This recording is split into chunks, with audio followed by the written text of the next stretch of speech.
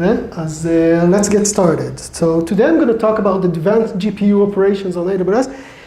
It's a bit of a misnomer, to be honest, but we'll see why it's considered advanced in a sense, because there's still a gap between DevOps and AI. As we dive in, we're going to see exactly how it differs and everything. So yeah, that's not my mind for that. So a few things.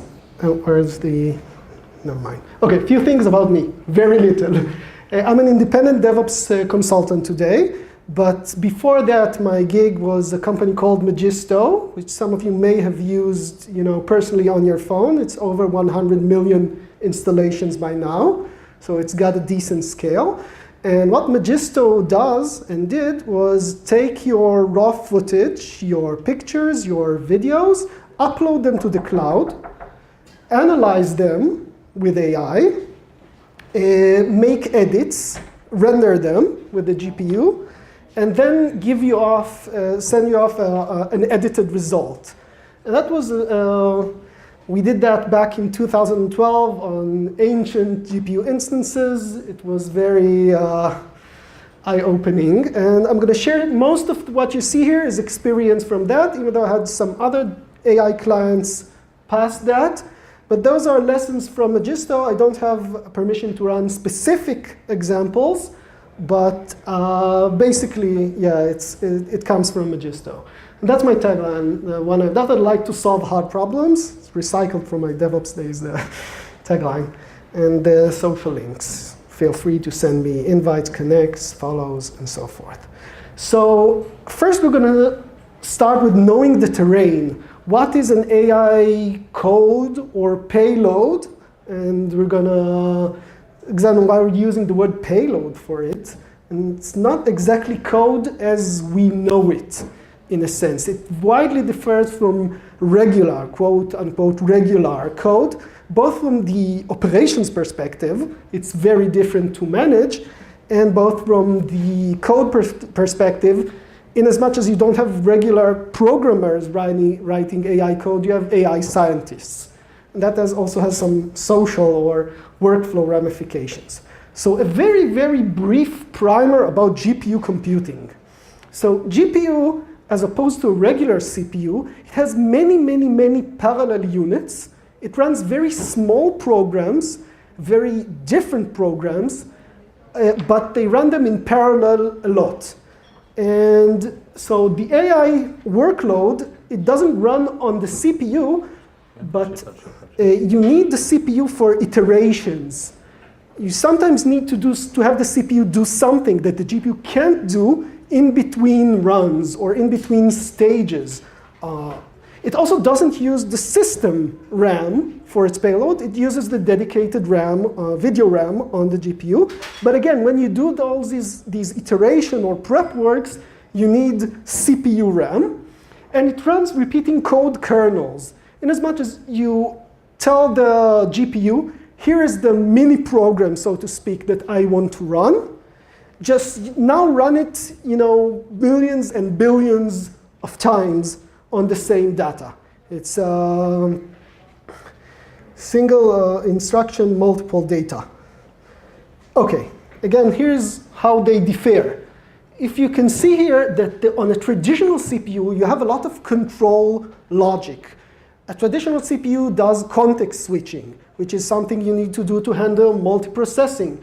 It has larger cache, it has ALU units, and so forth. And when you look at a GPU, you see it's radically different. The control mechanism is much, much smaller. There's no context switching on a GPU. You don't switch the code. You try not to branch as much, for example. Most of the workloads don't branch at all if they're optimized, or unless you have to, they do branch. But it's the programs that you do run, or the mini programs, are a lot more primitive. They're almost pure math.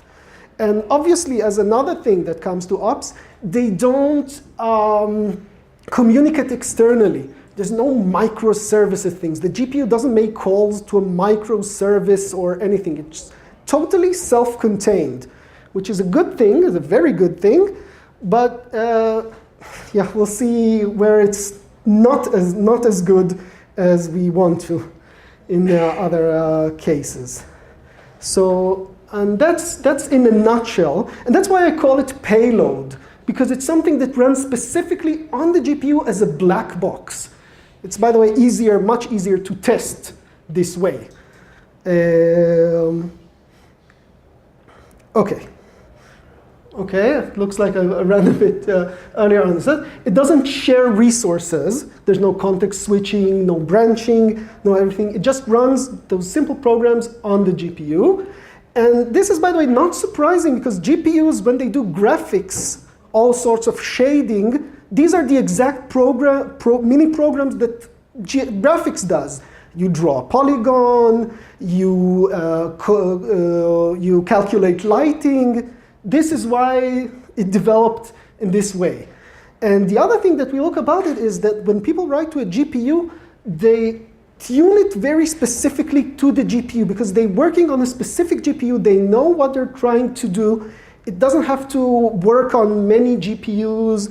It doesn't have to call or, let's say, interface with other programs. So you get very, very highly tuned or very specific builds.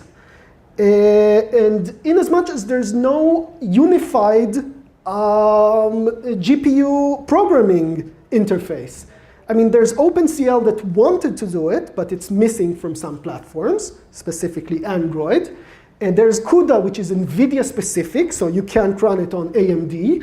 There's RenderScript, which runs only on Android, and many things don't interface with it. So it's a bit reminiscent of, let's say, all the almost assembly like coding. It's very, very platform specific. So what is the attraction? The what?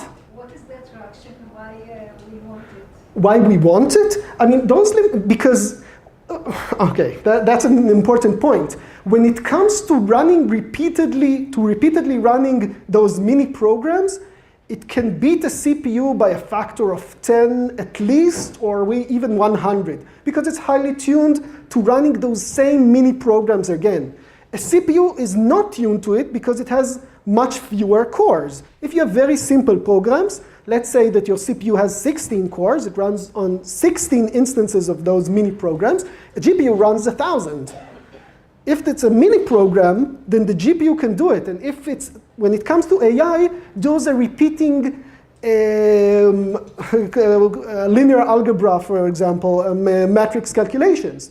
Those are very contained and small mathematical programs, and the CPU just underperforms the GPU. And that's why all those AI tasks are not running on, I'll be more specific. AI training tasks are not typically run on CPUs. AI inference tasks may be run on CPUs, but it will be generally slower, unless it's something that's not user perceptible. You want to run it on a GPU, both for inference and for training. Training is when you build the AI logic, and inference is when you use the AI logic to get an input.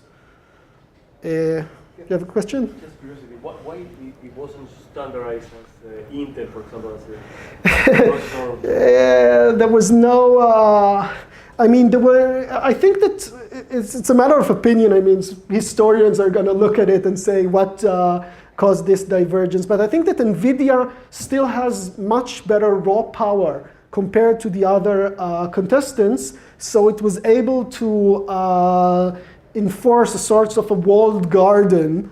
We'll see what, by the way, we'll get to that. We'll see where it starts bothering us specifically. So they used their raw power advantage to gain control of the ecosystem. And it works for them. So, sure. Yes, just one question. CPU, if you program it to ignore all the external connections and definitions and interactions and focus on one function, which is calculation of some sort, wouldn't have gained the same kind of increase by much efficiency or? Well, probably if you turn off things like interrupts and context switches that flush the registers, all the things that, all this control part, You will get better performance from a CPU, but eventually, since the GPU is just so better tuned to it, you see those little green units there? There's just plenty of them, much more than a CPU. And that's why even if you don't use, for some reason, all those control logic that you manage to turn it off, all the way those interrupts protect the ring 0 and ring 3 and processes and all that, and you're working even in real mode, even so, the way the GPUs are built is just so much better for this specific task. It's just... Maybe it's worth saying that it's used to render a screen and there are many pixels so they can do the same operation. Exactly, that's what I said here. That's the vertex operations and the shaders are the requirements are the one that caused GPU computing to develop as it did. And by the way, that was even before it was used for AI. I mean, when people invented GPU computing, general purpose GPU computing, they didn't even have AI in their minds. They didn't even have a specific use case for that. They just went along with exposing what they retooled the capability to do things that are similar to vertex operations and shaders. And that's why GPU computing works the way it does. Okay, so, that's something, now that we know what we want to run basically, and we're the ops team, and we're getting something from the AI researchers or the AI developers, and we want to run it. And when it comes to ops, we have our own challenges, which are a bit different than those of the AI researchers. They have to make something work. They have to train their system. They have to develop their models and so forth. And we have to make sure that it runs. We have to make sure, one of the first things that we have to do is make sure that it runs cheap, because these machines can become very, very, very expensive. Particularly when you run them on demand and you don't reserve them. And on the other hand, there's an issue with reserving them because they make generational leaps. That is, if you look at a GPU that's a phase before, it's much, much more slower in specific operations than the next generation. It's still making leaps and bounds. CPUs don't make those kinds of leaps and bounds anymore, and that's also because use cases are forming. I think that the Volta, the V100, the P3 instances, is the first GPU of NVIDIA that's specifically tuned to AI training. And it shows, by the way, it does more than 4 times of its predecessor that's not available on Amazon, and maybe like 12 times faster than the previous instance type when you have a specific AI task that uses it. It's not for general graphics, because those are that didn't have the architecture leap in it, but for these kinds of tasks, yes. And but like I said, there's a problem with interchangeability. Now, in AWS, you get only NVIDIA chips, because they're currently the best on the market. But even so, you have a selection of them, and you need to support many of them. Like I said, when people program, they usually give you code or even a makefile that's meant for their specific CPU. And even worse than that, some researchers, because they're researchers, and that's what they do, basically, they offer their research as a pre-baked AMI. And that's even harder for operations to handle. So if we want to do smart spot buying, we need to go where it's cheap. And the key to do smart buying is to have a scoring model.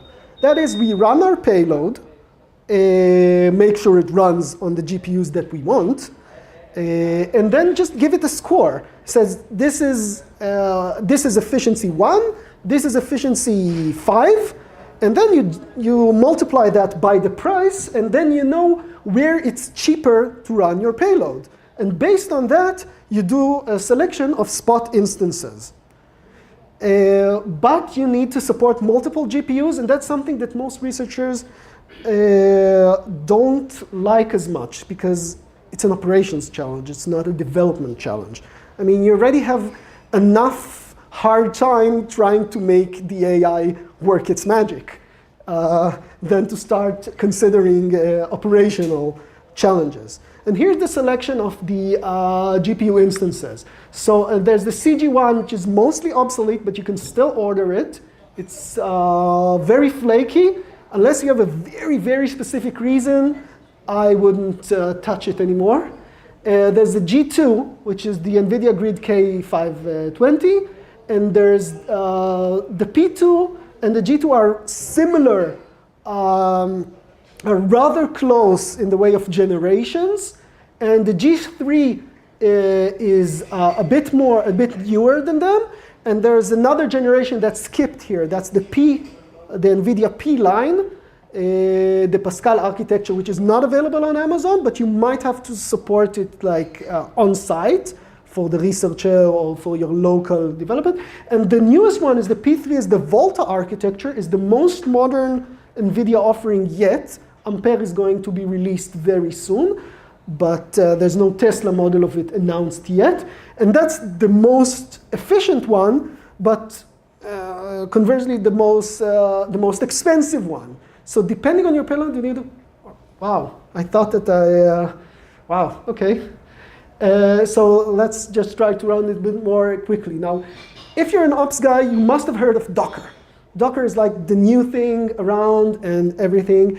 And there's a problem because GPUs aren't, the driver is tightly coupled with the user space libraries. If you if you go with Docker, you don't get the portability that you're supposed to have. You don't get, there are quite a few issues with running Docker GPU payloads under Docker because you need to be aware of what GPU you're running because you're tailoring your performance and everything. And basically, you don't share the GPU anyway. Most of things aren't meant for sharing GPUs. There's GPU virtualization. It's very, very new. I don't recommend on using it. My current standing recommendation is not to use Docker, but it's, like I said, your mileage may vary and things change very, very rapidly there. So I'm gonna have to run through here because those are a bit more niche to the ops guys, that you need to know that there are several ways of querying the GPUs. There's the NVIDIA management libraries. There's the CUDA GPU query APIs. And these things are unfortunately not as stable because, like I said, NVIDIA is focusing, or everybody's focusing on developing AI, and they're not as much caring about how to run the operations and how to run even the builds. You need to build a specific compute architecture to support your CPU and your GPU, and sometimes the builds are missing or are under-compiling for an older architecture, over-compiling so it doesn't run on an older architecture, and so forth. But if you do that, you make the build much slower. So, but like I said, my advice is make sure that you compile all the architectures that you're going to run on. Don't give up on older architectures because they might be useful. And another thing that's also important that I have to stress about it is that there are AI acceleration libraries that are kind of black magic, but they do their work, and you need to make sure they are compiled in. And many times they are missed. You think they're in, but they're not. And especially if it's some guy's work or some researcher's work that didn't include those because he didn't think they were necessary for his project. And then when you come to running it on scale, you find that you're missing the performance. And we're going to have to skip the GFX part. I thought I had, because you can combine it with graphics for additional complexity, but I'm going to have to skip that and just take it. This is something that's, I think, worth the time. I'll happily run the GPU part with the people that are interested in combining graphics with it. But here's something that's important.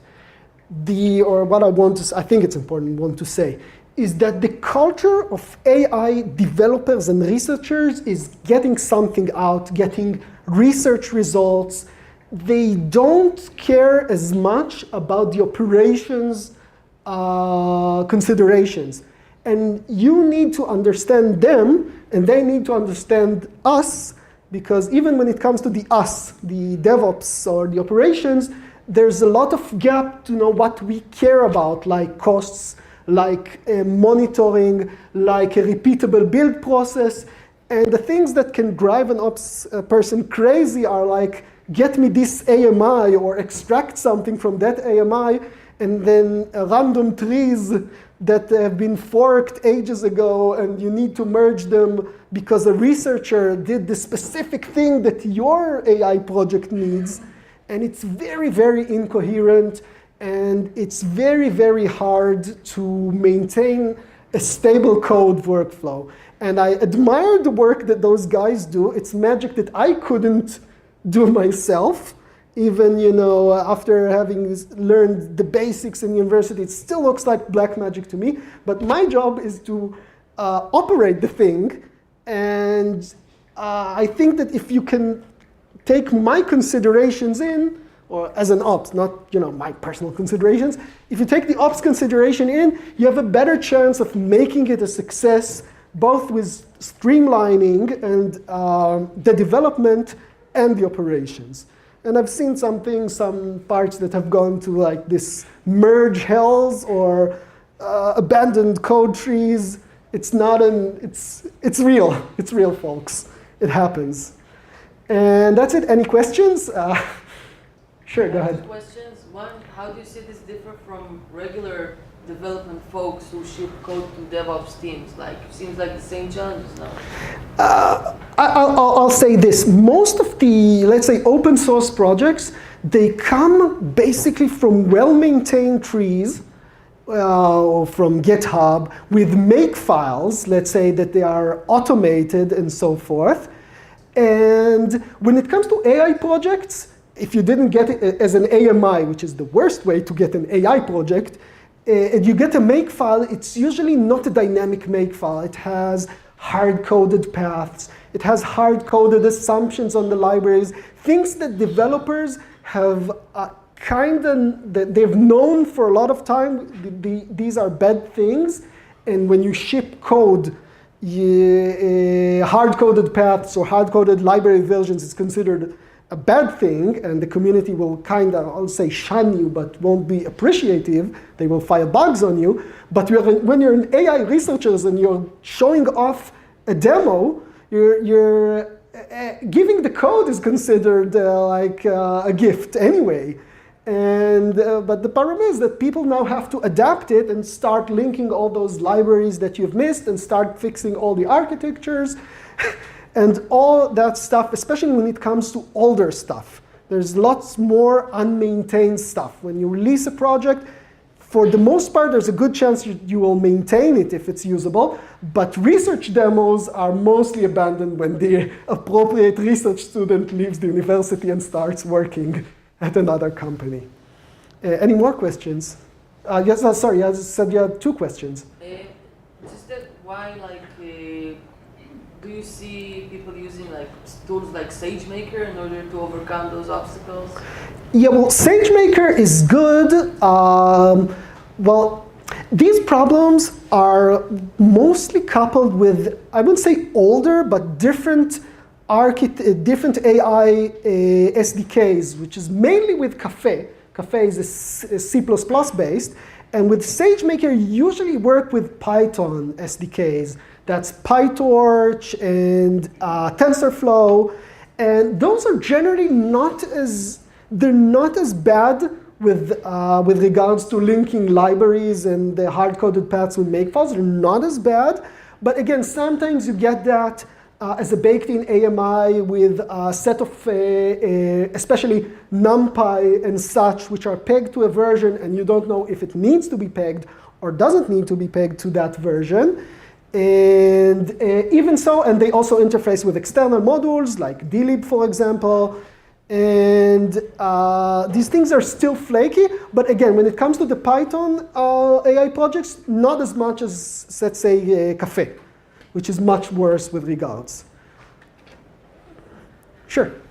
Regarding the prices, we talked about that there is some test that you run on the GPU and then multiply it by the efficiency. It gives you efficiency score, right? Yes. Is there a benchmark for getting this score? How do you? Oh, that's a great question. That's an excellent question. The benchmark is a business one. It's not a technical metric. It's not that I run a benchmark and say this many polygons per second, or even this many AI rounds, or LAPAC, which is standard linear algebra test. I run my own specific payload, and I measure, let's say in the case of Magisto, how many videos can this machine analyze in a minute or an hour or so. And that's the right scoring model, because no AI model or project is comparable to the other.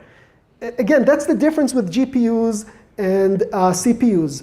And sometimes it doesn't even fit in memory, which is not as common with CPU projects, for example. The benchmark that I recommend is strictly the business one. Measure how many videos, how many records, and so forth. Great, so thank you There's a very last much. question? If you want to ask questions, you can ask Gil here. Thank you very much, Gil, for coming. Okay, thank you.